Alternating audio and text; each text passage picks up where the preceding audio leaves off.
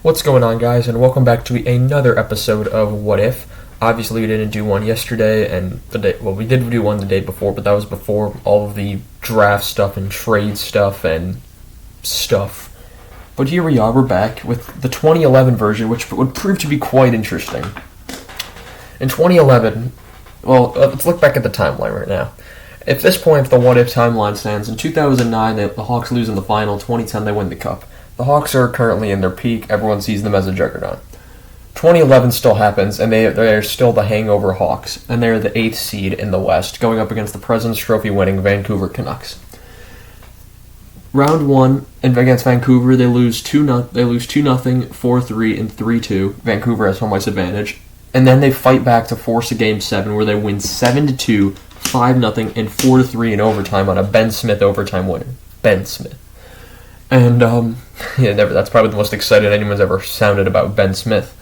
And, the Canucks are already on the point of embarrassment. They've lost to Chicago the past 2 years in a row, and now they're the President's Trophy winners, choking a 3-game-to-none series lead. And, this is a very... I was very upset this night. This is probably the second most heartbreaking loss that I've ever seen in my life. But in Game 7, Alex Burrows scores 4 minutes in to make it 1-0. And then with under 2 minutes to go, Jonathan Toews, shorthanded from his knees, scores the goal that ties the game to send it to overtime in the third period. And then the Hawks get a power play early into overtime. Patrick Sharp, this close. Luongo makes a great save on a one-timer. I believe it was from Kane, it was from Toews or Kane to Sharp. Luongo, fantastic save. The Canucks go the other way as the penalty gets killed off. Campoli was never in a Hawks uniform after this. He flicks it instead of going to the open, I believe it was Seabrook on the other side of the ice. He goes it right to Burrows, goes right into his hands. He's on a breakaway, slaps it right in past Crawford. But we're not going to say that happens. This is where we switch it up. So, we're going to say on that power play, Sharp does score. You have Luongo in net. Sharp was over here. Toews was behind the net over here. He gets the puck out to Sharp. He one-times it. While Luongo was able to go from this way to this way really quick, we're going to say Sharp sneaks it in right here, and it's a goal. Firstly, the Vancouver crowd is in disbelief. They have just watched the fourth ever. The Blackhawks would make history right here. Let me circle that. 2-1 in overtime. The Blackhawks make history with that moment. They become the fourth team at the time, because there has been a team since then. They would become the fourth team to come back from 3-0 down, joining the 42 Leafs, the 75 Islanders, the 2010 Flyers, who did it the year before against Boston, and then 2014 the Kings would do it against the Sharks. So there would be four. At that point, there was 4 teams, and Sharp gets jumped on by everyone. There was a party. I am not a sad child, and and yeah, everyone's probably like, oh my gosh, the Canucks have blown it again. That's 3 years in a row. That core probably gets blown up. It's like the city. The way this people look at the Sedins in Luongo and Vancouver would be the worst than ever. Like it would just be bad. It would be much worse for Vancouver than it would be good for Chicago. We can put it that way. But yeah, so Sharp gets the OT winner there, and the Hawks move on. And while in the normal timeline, so it would be Vancouver playing Nashville because Nashville was the lowest seed that was still left. And San Jose was playing Detroit. And so, sorry about that. And so, so Detroit was playing San Jose, Vancouver was playing Nashville. However, in this scenario, the Hawks are actually the lower seed. They said that they are the lowest seed and not Nashville. So in the second round, the Hawks would have a rematch with the San Jose Sharks, who just so happened to have the Hawks goalie from the previous year, Antti Niemi. So in round 2, the Hawks would play the Sharks. Now, the Hawks are a very interesting team. They just came back from 3-0 down against Vancouver, who they beat in the previous 2 years as well. They beat San Jose in the previous year in a sweep and went on to win the Cup. Their confidence is at an all-time high. And Niemi, although he's going to be... Niemi was the 2010 playoffs gave you this feeling that you didn't need a good goalie to be in the playoffs, which was not true. The Flyers had Brian Boucher and Michael Layden, not decorated goaltenders. Michael Layden played excellent in those playoffs, and Antti Niemi, coming out of that playoffs, had never lost a playoff series, which is why San Jose had him for the next 4 years, I believe it was. So, Niemi wasn't the greatest goaltender, but the Hawks were just so good that year that he didn't really need to be great. I mean, he had some good games. He had a couple shutouts in those playoffs. That's without question. He won the cup no matter what. But yeah, Niemi wasn't the reason they won that Stanley Cup.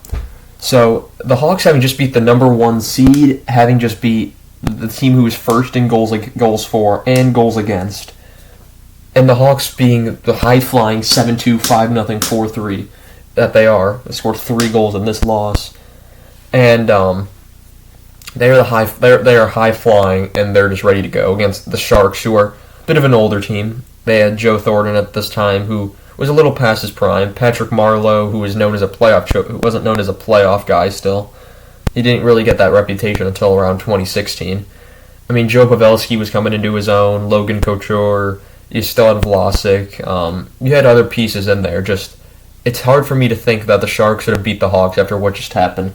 I can't tell you the scores, to be fair. I guess I can try to make them up, but I'm going to say that Chicago probably wins in 6. I'm just going to say wins in 6 because I can't even think of scores for this.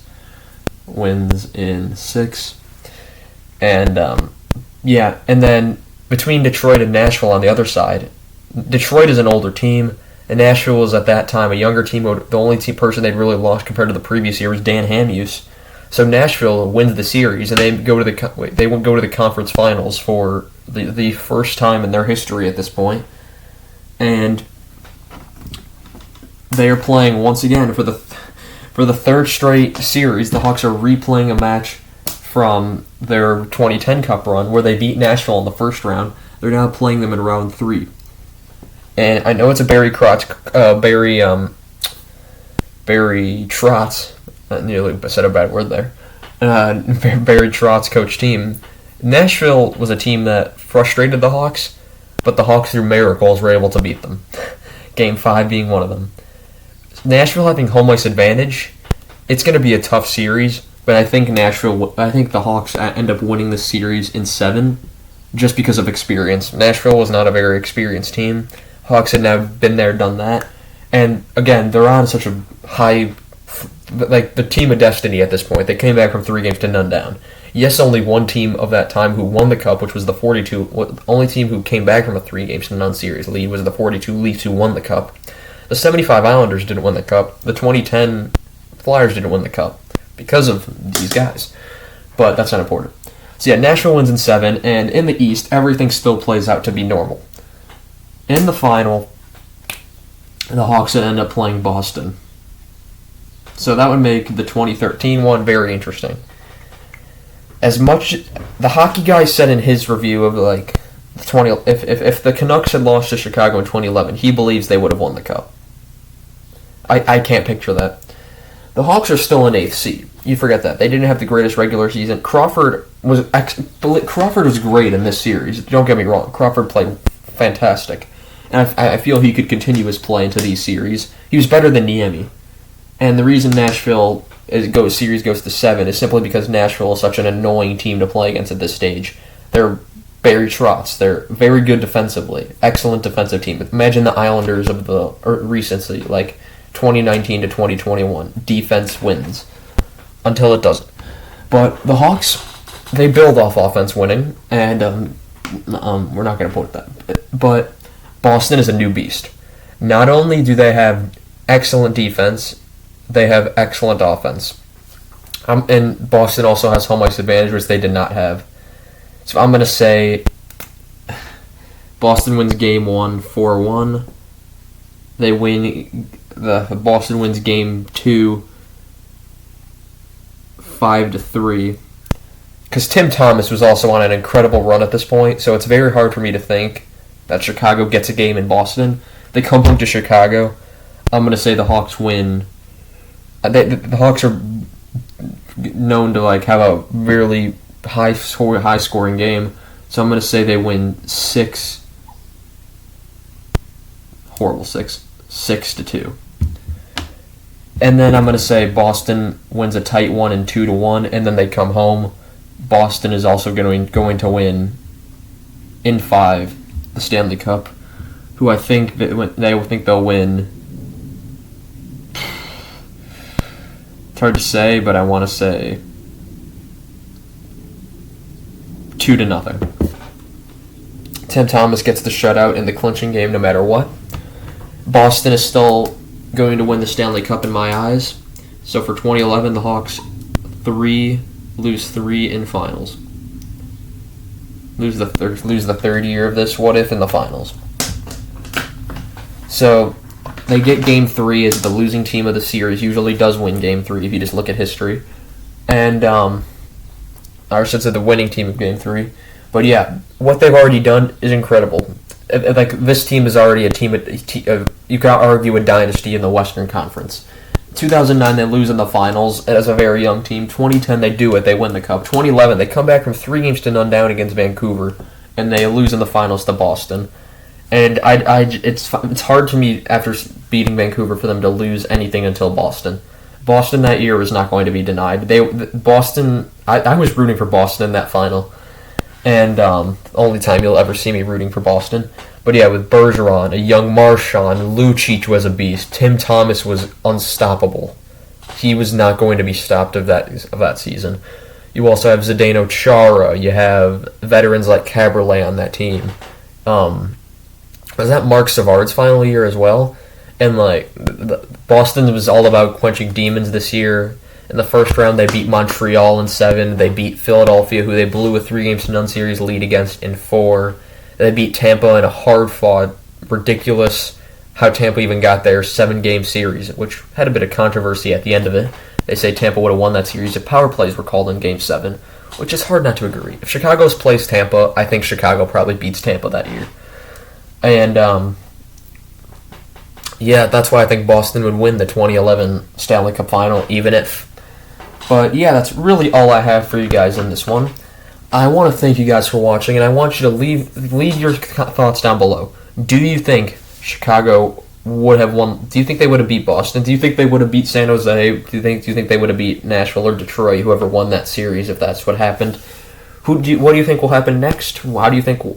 Do you like the series? Do you even like the series of What If? I mean, comment whatever the heck you want. I don't care. I'll read them and I'll reply back to them most likely. So yeah, thank you guys so much for all the support you've given me. I'm nearing a year on YouTube, so I think we're about 7 days. We're exactly a week away, so maybe I'll do something special. I'll think about it. But I want to thank you guys for watching, and I remember to like, comment, and subscribe. I'll check you guys in the next one. Goodbye.